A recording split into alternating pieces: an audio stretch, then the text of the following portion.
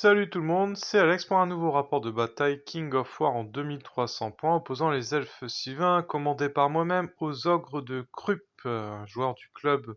On joue donc 2300 points et voici ma liste. Je joue 2 régiments de Gladstalker, 4 régiments de Hunter of the Wild, un régiment de Forest Shambler que je passe en gardien éveillé qui sont en fait des rôdeurs sylvains avec ralliement 1 pour les elfes et élites.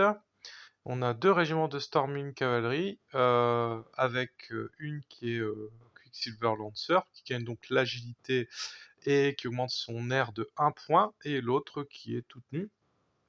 On a ensuite un Master Hunter. Concernant cette première partie de ma liste, que dire que les Hunter of the Wild, c'est quand même devenu très sympathique pour débloquer des emplacements, ils coûtent 20 points moins cher. Et la cavalerie d'élite elfe sylvain agile, franchement, je vous la conseille à 2000%, vous serez jamais déçus. Elle est surpuissante. Sur les rôdeurs sylvains élite et ralliement elfe 1, je suis un peu moins convaincu, mais bon, j'ai pas suffisamment de recul, faudrait que je continue à tester. Pour la deuxième partie de ma liste, c'était finalement l'homme arbre, le père de la flétrissure. Ça, c'est vraiment un must-have. Je vois pas comment on peut jouer les elfes sylvains sans l'envisager. Un porte-étendard avec le lutte insatiable Darkness. Alors là, ça, c'est parce que j'ai le gros problème de Hunter of the Wild, c'est qu'ils n'ont pas de bonus de force. Et pour bénéficier au maximum de l'effet de vicieux de mon père de la flétrissure, je pense qu'il faut au moins une source de benchant. Ensuite, on a le classique, l'elfe sorcier avec boomstick qui envoie 7 éclairs. Et l'elfe sorcier, ça c'est un test avec l'alchimiste curse. À noter que les sorciers elfes sylvains et elfes sont vraiment super intéressants pour les sorts légendaires, puisqu'ils arrivent tout nus en fait. Quand on utilise le sort, on paye le sort légendaire. Comme il n'a pas d'autre sort, ben, on gâche pas l'achat du premier sort qui était avec le coup du sorcier. Pour la liste de mon adversaire, alors c'est ultra old school. On a un petit peu de tout. On a des briseurs de siège qui vont être assez fatigants à gérer. La défensive, c'est toujours un peu compliqué pour les elfes. Des chariots de combat. Euh, on a aussi les chariots qui tirent, les chariots bombardes. Et deux hordes de shooters en fond de table. À noter que maintenant les chariots bombers sont super sympas, les chariots boomers, parce que ils donnent l'aura stealthy. Donc ça va être assez pénible pour moi vu que j'ai quand même quelques tirs. Et le crocodile qui est aussi une entrée super sympa qui permet de voir et de charger à travers les unités ogres. Au niveau du scénario, on a 3 objectifs, hein, 3 butins placés sur la ligne médiane. On voit bien que j'ai mis 2 butins dans la pampa et un butin sur le côté gauche du côté de la tour. Au niveau du déploiement, je mets mes 3 Hunter of the Wild pour essayer d'attirer ces tireurs dans cette zone de jeu. C'est mes unités les moins coûteuses. Je mets mes cavaliers agiles sur le flanc droit et mes 2 régiments d'archers, je les dissimule derrière la tour. J'ai une unité de cavalerie en réserve, ça c'est un truc que je fais souvent. Et sinon, j'ai mon homme arbre, un régiment de Forest Shambler, enfin une horde, plus un régiment de Hunter of the Wild sur mon flanc gauche. Dans l'idée, je veux essayer de tenir et de temporiser au maximum les briseurs de siège qui sont au centre avec mes Hunter of the Wild, essayer de les cramer un petit peu au tir, et ensuite envisager des charges de flanc avec ma cavalerie sur le flanc droit et mon père de la flétrissure et ses verdants sur le flanc gauche. Dans l'ensemble, je suis plutôt satisfait de mon déploiement et je suis assez confiant sur la partie. Je fais mes mouvements de scout. En fait, mes mouvements de scout sont très limités. Je vais essayer de décaler un peu mes unités pour profiter de la barrière au centre. Et je vais avancer de façon assez agressive avec mes hommes arbres. Et mon homme arbre et mes verdants sur le flanc gauche. Mes archers vont s'avancer encore un petit peu derrière la tour. Ils vont essayer de neutraliser les unités adverses au tir. Ce qui va être assez compliqué vu qu'ils sont à couvert et dans l'aura des chariots boomers. Du côté ocre, ça c'est sur son flanc droit. Ici c'est au centre. Et ensuite on a, pour finir, au niveau de son flanc gauche, les chariots, fameux chariots boomers stealthy.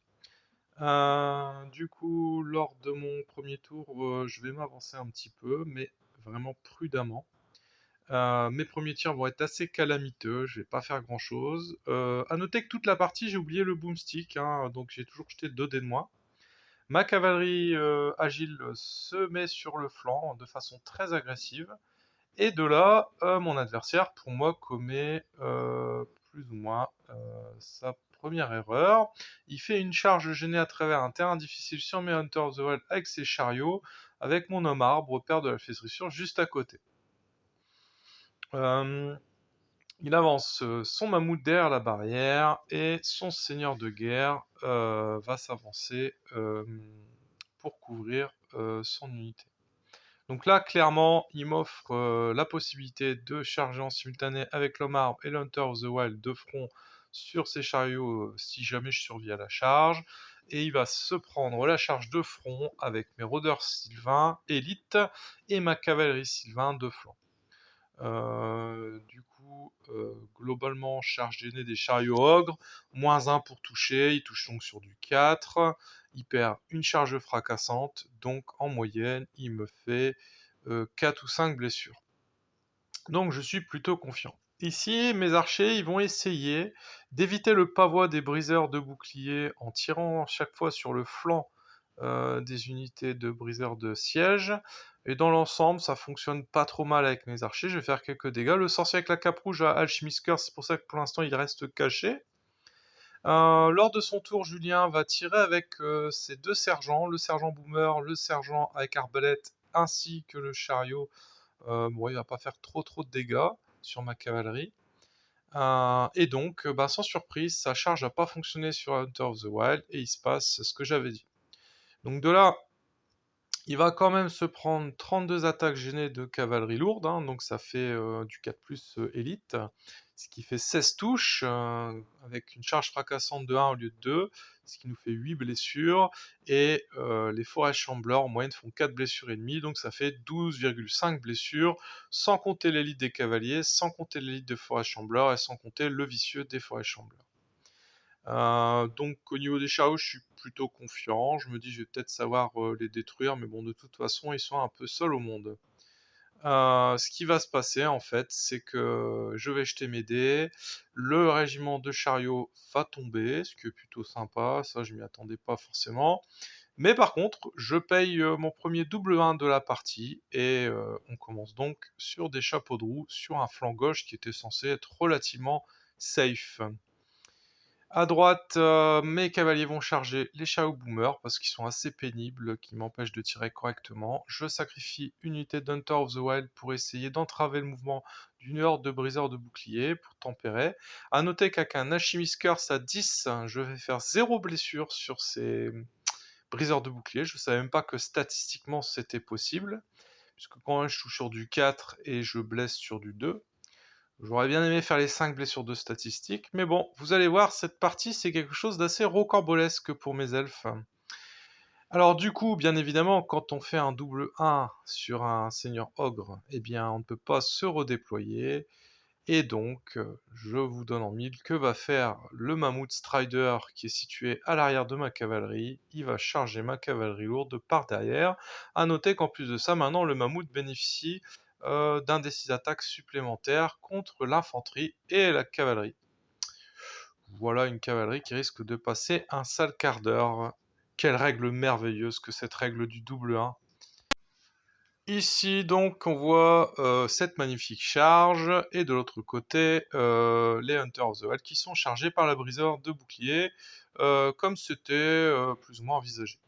Sans surprise, ma cavalerie est tombée, hein, lui il n'a pas fait de double 1, et du coup je vais essayer au tour suivant de neutraliser son seigneur de guerre, et on verra un peu comment on peut fonctionner. Oui, ici on a donc par la suite, bah, on voit que les briseurs de siège passent littéralement à travers les Hunters of the Wild en une phase de corps à corps.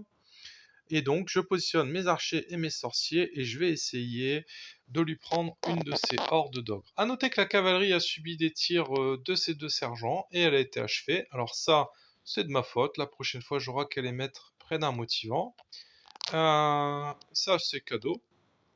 Et donc ici au niveau des tirs, voilà, là je me dis de toute façon, mes archers mort pour mort, ils vont servir de rideau, d'écran à ces briseurs de siège, et je préfère faire le maximum d'impact.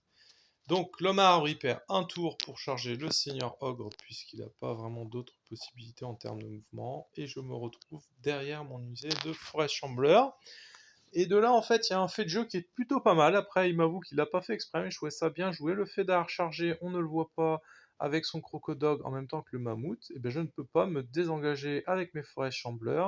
Du coup, je ne peux pas faciliter la charge de l'homme arbre qui est derrière, et du coup, l'homme arbre va passer un tour à attendre. Là, il se passe quelque chose de très surprenant. Je réussis, avec la totalité de mes tirs, à lui briser une de ses unités de briseur de siège, rien qu'au tir. Et de là, en fait, mes blessures, voilà, elles vont être insuffisantes pour le mammouth. Et comme je vous l'ai expliqué tout à l'heure, mes unités vont devoir rester un peu en stand-by derrière. Ces briseurs de siège qui sont un peu essolés vont charger une unité d'Hunter of the Wild et ils vont l'ébranler. A noter que c'est le début d'une longue séquence d'ébranlement dans le côté elfique. Pendant toute la game aussi, on a les shooters qui continuent à me harceler. Sur le flanc gauche, je lance une charge avec mes Hunter of the Wild. Bon, je me dis sur la Def 4 des shooters, ça peut être plutôt pas mal. Vu que je touche sur du 3, je peux lui faire 5 PV. C'est toujours bon à prendre. Et puis, finalement, sa dernière horde de briseurs de bouclier se fait charger de flanc. Je lance un benchant sur mes Hunter of the Wild et ils vont tomber. De l'autre côté, mes archers ont décidé de charger les boomers, ils n'ont pas réussi à les prendre, il va me faire 4 ou 5 blessures, il va réussir à m'ébranler, et je m'avance avec mes archers pour aller chercher l'objectif. Mes Hunters of the Wild sont tués par les boomers en une phase, ils avaient subi 4 ou 5 blessures au tour d'avant, bon, encore un peu de chat de la part de mon adversaire. Et le tour d'après, je vais charger avec mon homme arbre, c'est les boomers. Et comme vous pouvez le voir en dessous, ce mammouth qui est passablement agacé a fini par tuer mes rôdeurs sylvains. J'ébranle une fois encore avec ma magie les boomers, je suis toujours pas capable de les détruire. Et puis mes elfes qui s'étaient avancés sur l'objectif près de la tour du décor à droite sont chargés de flanc par un sergent que je pensais toucher sur 4, mais non, les sergents avec arbalète touchent sur 3, et du coup je me fais ébranler mes archers à droite et mes archers à gauche, tout ça dans une ambiance particulièrement sympathique. Donc à partir de là, quand on a toutes ces unités qui sont ébranlées, il se passe pas grand chose. Globalement, sur les derniers tours de jeu, je vais me contenter de tirer avec mes personnages individuels. Le marbre, après un temps assez conséquent, va finir par passer à travers les boomers. Il lui a fallu quand même 2 tours pour y arriver, sachant qu'ils avaient quand même été affaiblis. Le mammouth est achevé par le Master Hunter et la magie, parce qu'il était passé près de la tour, il dépassait un peu. Du coup, il perd son objectif qui était contrôlé par le mammouth. Et de là, en fait, la partie se termine sur un match nul au tour 6 et je gagne d'un point au niveau de la bâche, ce qui fait donc un résultat de 11-9. Et encore, je m'en sors pas trop mal. Je me sens un petit peu volé au niveau du résultat de la partie. J'ai quand même enchaîné des jets de dés assez galères. On a quand même un crocodog, même si je ne l'ai pas mentionné, qui en moyenne avec cette attaque me faisait 4 ou 5 PV à chaque unité qu'il attaquait. Il était particulièrement pénible. Et du coup, voilà, cette partie s'inscrivait dans le cadre d'un championnat King of War organisé au club Utopolis avec 8 joueurs.